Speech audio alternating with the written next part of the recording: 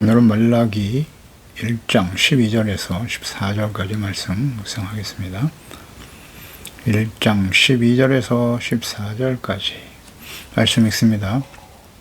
그러나 너희는 말하기를 여호와의 식탁은 더러워졌고 그 위에 있는 과일 곧 먹을 것은 경멸히 여길 것이라 하여 내 이름을 더럽히는도다. 만군의 여호와가 이르노라. 너희가 또 말하기를 이 일이 얼마나 번거로운고 하며 코웃음 치고 훔친 물건과 저는 것 병든 것을 가져왔느니라. 너희가 이같이 봉헌물을 가져오니 내가 그것을 너희 손에서 받겠느냐? 이는 여호와의 말이니라.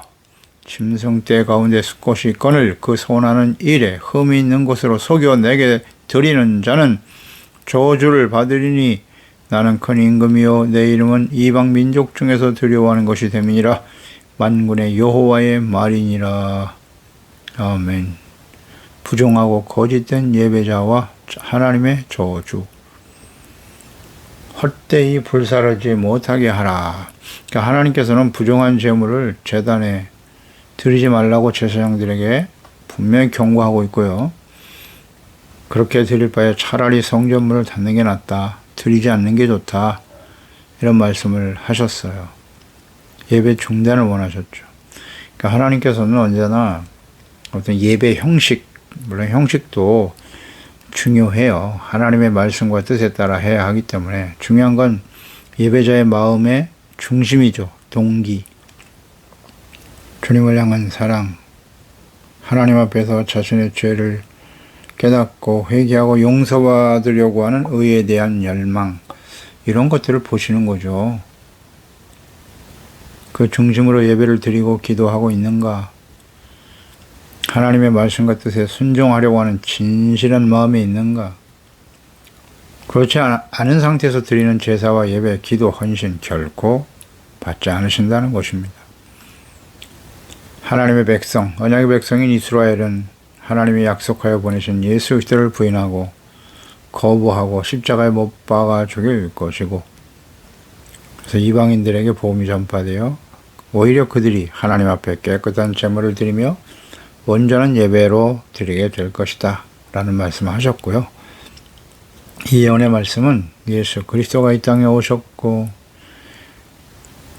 언약의 백성 이스라엘은 예수님을 버렸고 그로 인해서 로마에서 멸망을 당하고 디아스포라가 되어 난민 신세가 되어 2000년 동안 1948년에 독립될 때까지 고통스러운 시간을 보내게 되죠. 그 기간 동안 하나님께서는 이 천국 복음이 온 세상에 전파되고 이방인에게 전파되게 하셨던 것입니다. 이 복음이 전파되면 예수님이 다시 오실 것이고 마지막 심판이 임하게 되겠죠. 예수님의 재림은 추수하러 오시는 거예요. 알곡은 구원하여 천국 창고에 드리는 것이고 가라지는 불 속에 던져지는 거니까요. 12절에 하나님의 이름을 더럽히는 말과 행동에 대해서 주께서 말씀하셨어요. 말하기를 여호와의 식탁은 더러워졌고, 하나님의 백성들이 하나님을 더럽히는 일을 했다는 거예요. 이런 말을 언행이죠. 말하기를 여호와의 식탁은 더러워졌고 그 위에 있는 과일 곧 먹을 것은 경멸히 여길 것이다. 경멸히 여겨도 된다라는 생각인데, 여호와의 식탁, 이 상이라고 하는 단어, 식탁이라고 하는 히브리어 단어가 슐한인데요.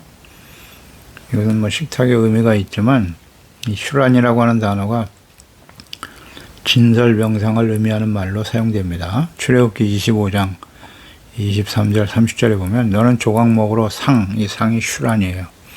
만들되 길이는 2규빗, 너비는 1규빗, 높이는 1규빗이 되게 하고 30절에 상 위에 슐한 진설병을 두어 항상 내 앞에 있게 할지니라.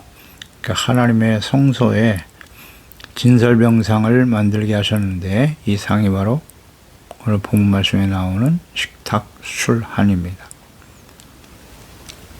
하나님께서 이미 7절에 언급하셨죠. 더러운 떡을 드리고 있는 제사장들에 대해서 언급하셨어요. 너희가 더러운 떡을 나의 제단에 드리고도 말하기를 우리가 어떻게 주를 더럽게 하였나이까 하는도다. 이는 너희가 여호와의 식탁은 슐한 경멸히 여길 것이라 말하기 때문이다.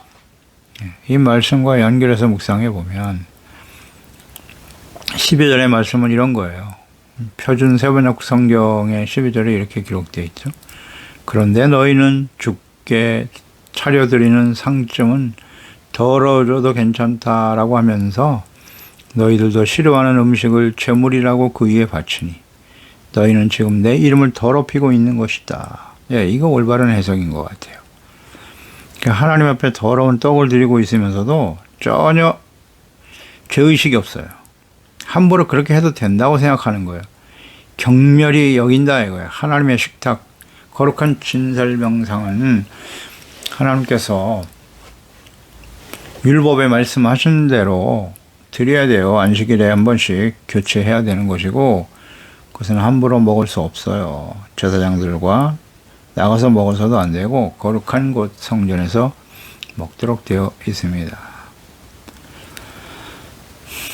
그런데 이 더러운 떡을 드리면서도 당연하다고 생각하는 거예요. 이 정도는 더러워져도 괜찮아. 그리고 자신들도 먹기를 싫어하는 더럽고 썩은 냄새나는 떡을 그 번제단에 진설병상에 올렸다는 거예요. 이건 하나님의 이름을 더럽히는 행동이라고 말씀하고 있죠. 그러니까 자신들이 이런 일을 행하면서도 그게 악행인 것을 전혀 깨닫지 못하고 있다는 거예요. 상관없어, 괜찮아. 자기 편의주의죠. 이 자기 편이 대단히 위험한 우상숭배입니다. 하나님의 말씀과 뜻대로 하지 않고 자기 생각대로 자기 뜻대로 하려고 하는 거예요. 이게 다 우상숭배입니다.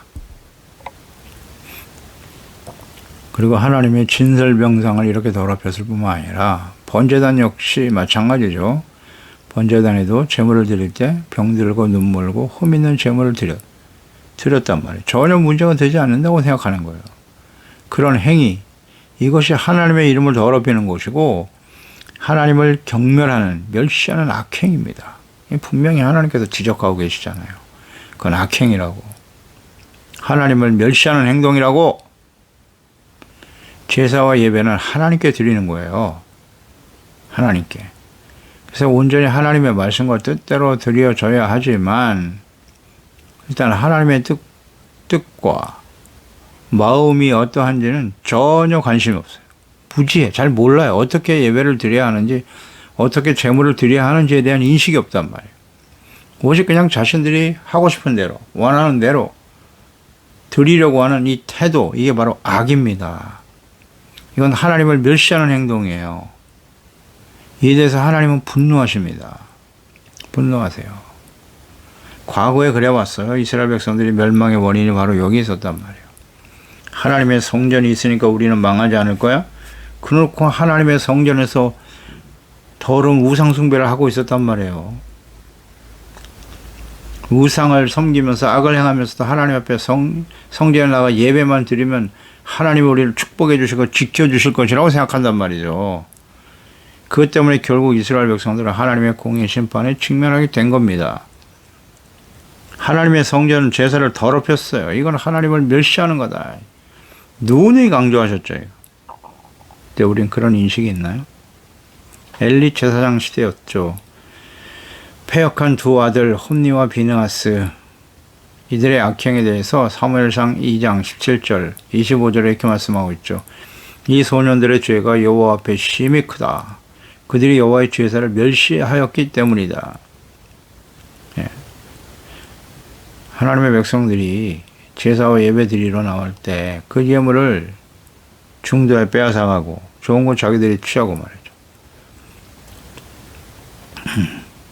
사람이 사람에게 범죄하면 하나님이 심판하려니와 만일 여호와께 범죄하면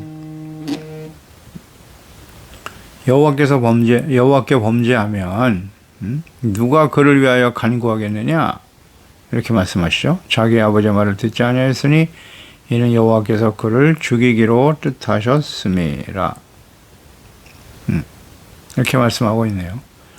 그러니까 제사와 제물을 함부로 빼앗고 악을 행하는 이 홈니와 비느하스, 엘리 제사장은 그들이 악을 행하는 일에 대해서 둔감했어요. 바로 잡았어야 되는데 그냥 내버려 두죠.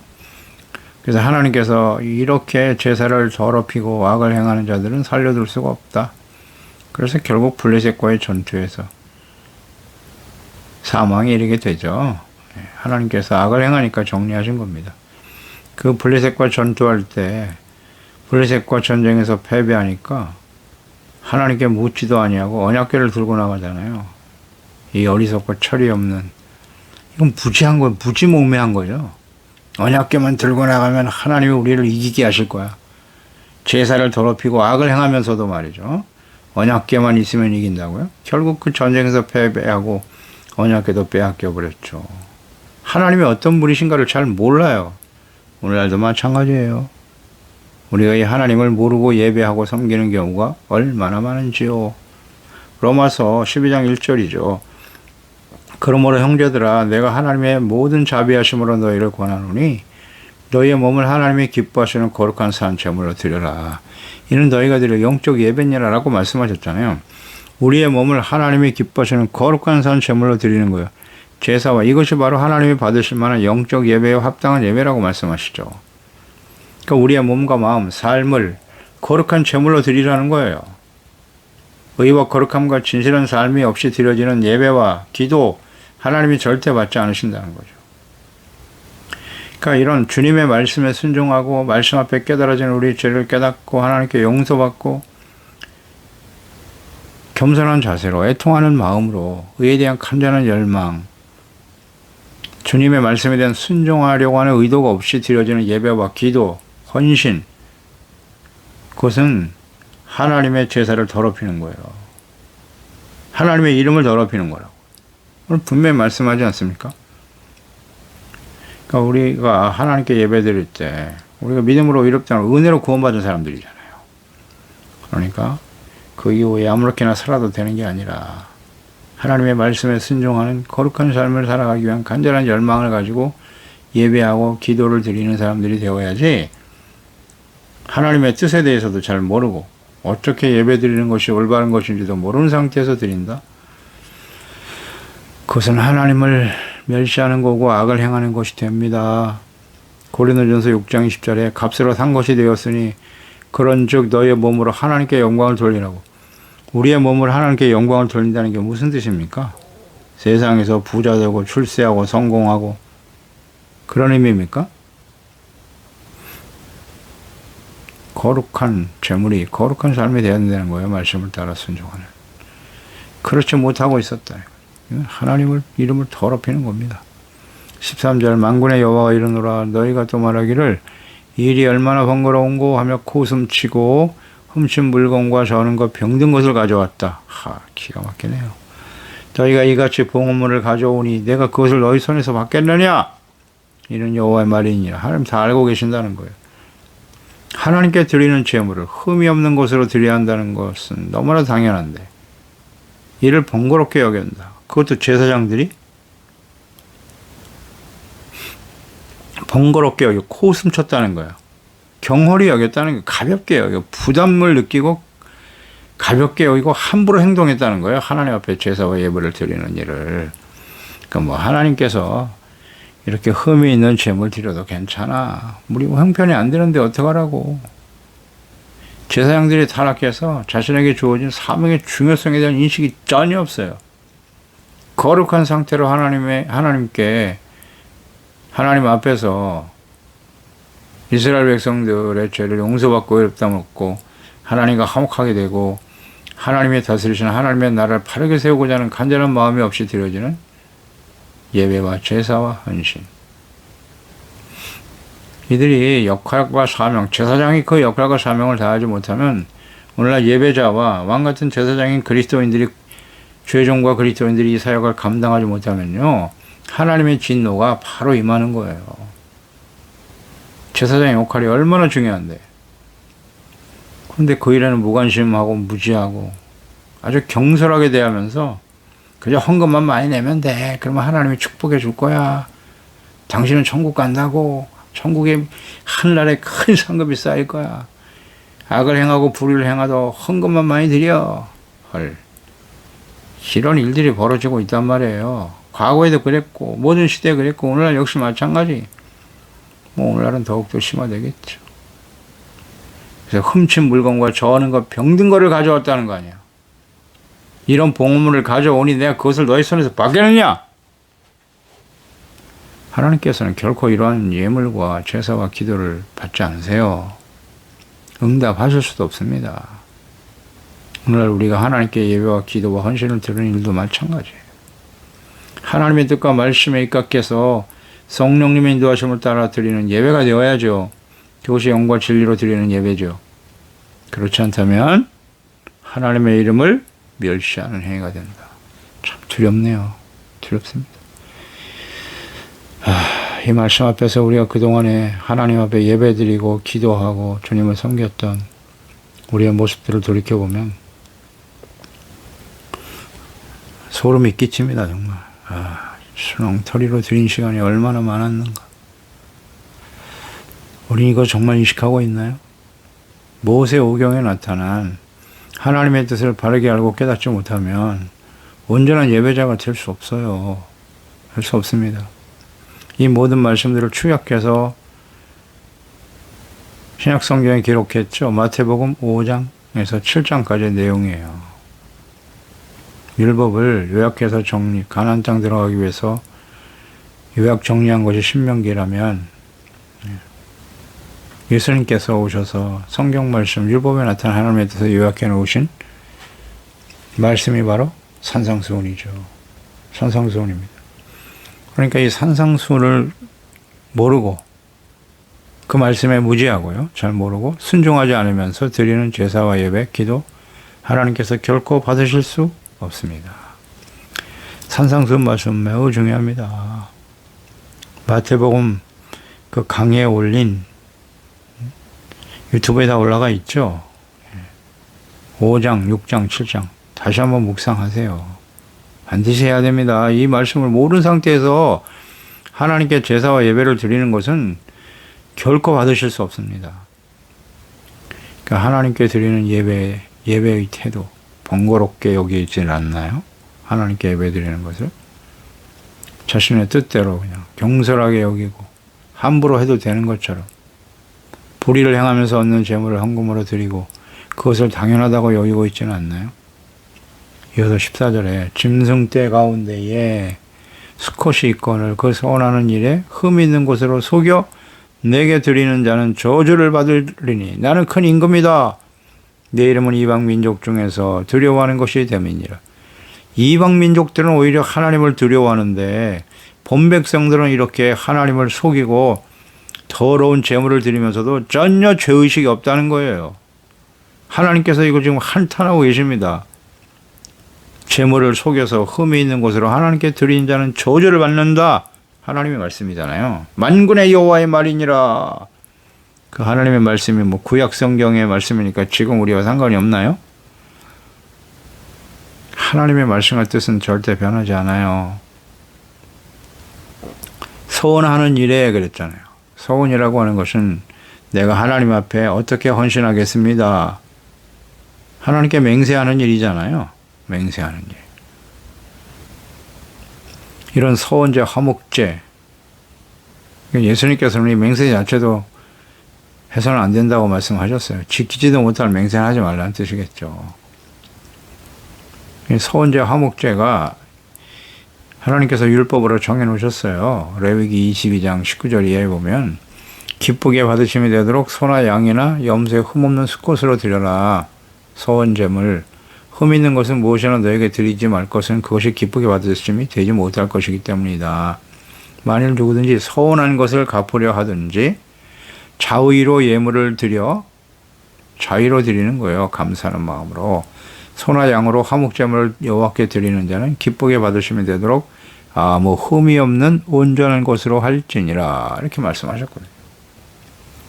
서운하는 것. 그리고 자원하는 예물.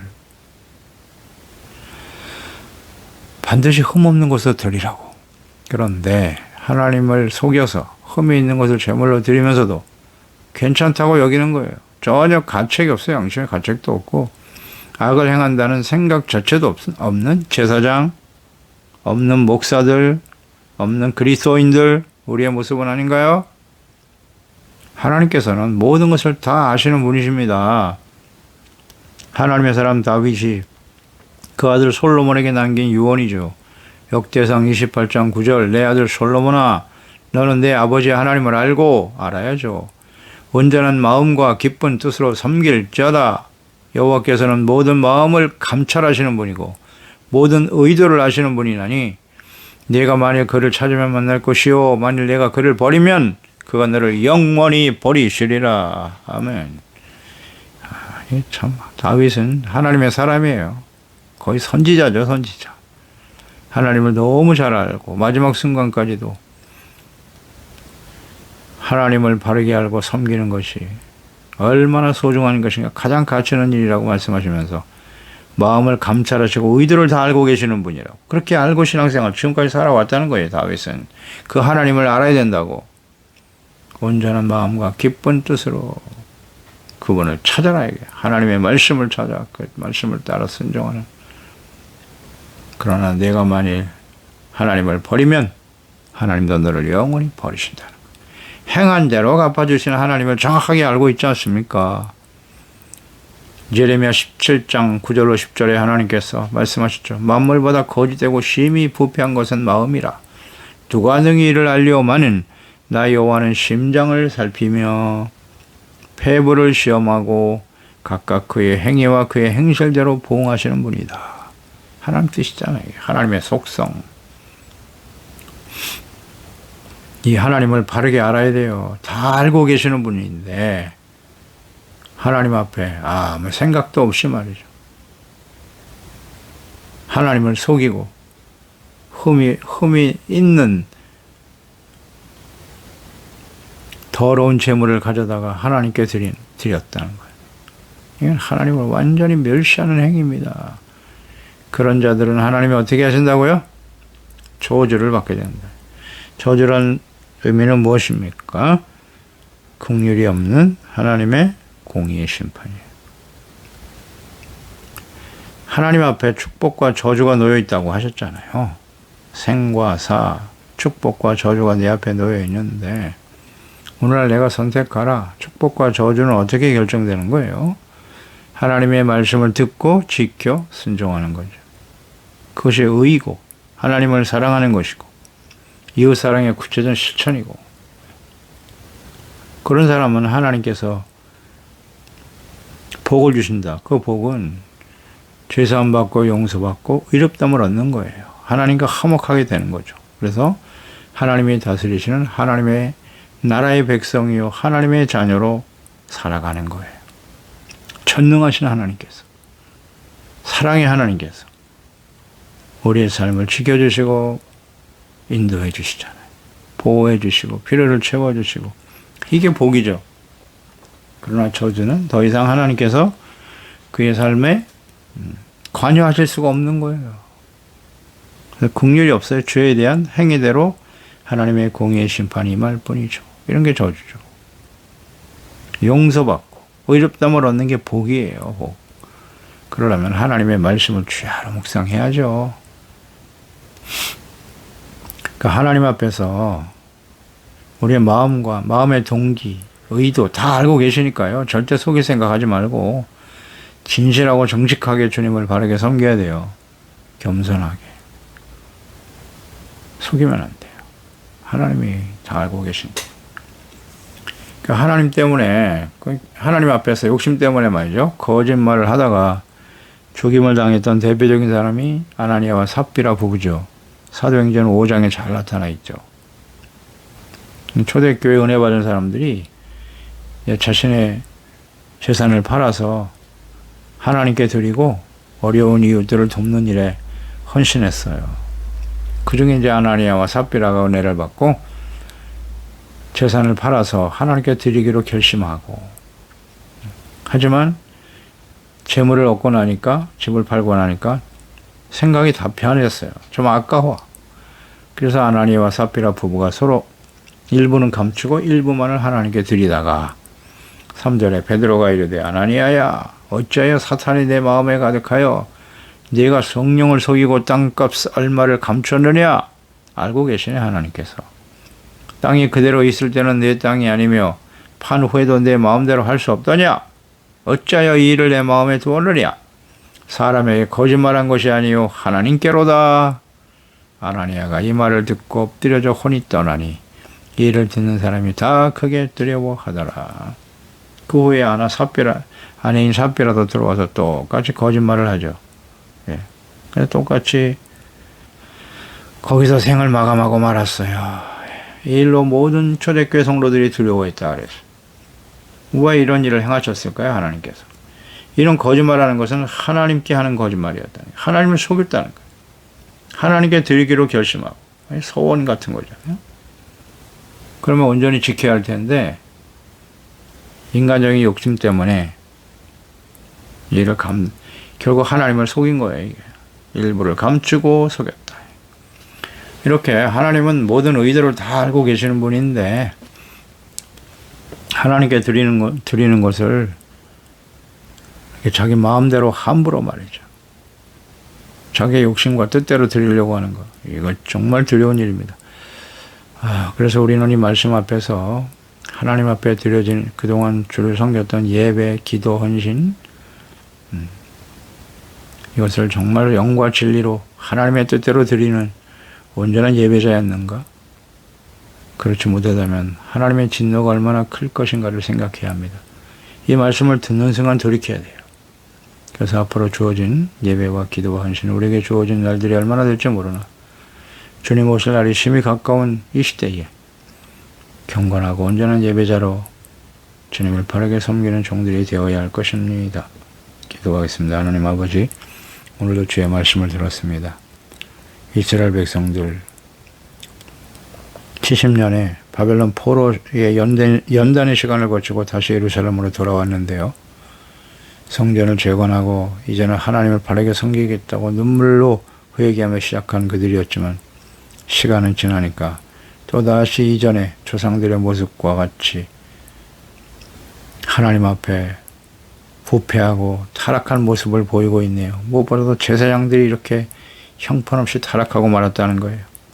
더러운 제물과 제사를 드리고 하나님을 속이고 하나님께 드려지는 예물을 코순치며 경솔히 여기고 말이죠. 함부로 행동하는 이들의 모습을 보니 하나님은 정말 견디실 수가 없었겠구나. 하나님께서는 진노하셨어요. 이런 사람은 하나님이 저주를 받으리다 라고 선포하셨네요. 아버지여, 그들의 결말이 어떠한가 우리 너무나 잘 알고 있습니다. 우리가 예배를 드리고 또 하나님께 기도하고 헌신한다고 하는 건 너무나 소중한 일이죠. 이제 하나님께서 그 아들 예수 그리스도를 화목 제물로 드리셨어요.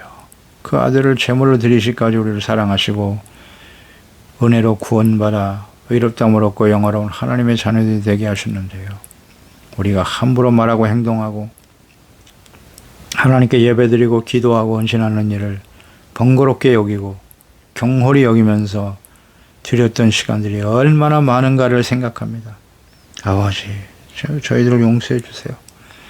오늘 하나님의 말씀을 듣고 있는 저희들입니다. 하나님이여, 이전에 우리의 온전하지 못한 하나님의 이름을 멸시하고 하나님을 경멸하게 했던 이 어리석은 행동들을 용서하여 주시옵소서. 예수 그리스도의 보혈로 깨끗하게 씻어주시고 앞으로 하나님 앞에 매일매일 드려지는 예배와 기도, 경건의 삶, 진실된 자세로 두렵고 떨리는 마음으로 주님의 말씀을 대하고 애통하는 심령이 되고 온유한 심령이 되고 의에 줄이고 목마른 자가 되게 하시고 마음이 청결하고 깨끗함으로 화평케 하는 자가 될 수 있도록 성령님께서 감동하시고 인도해 주옵소서. 예수님의 이름으로 기도드리옵나이다. 아멘.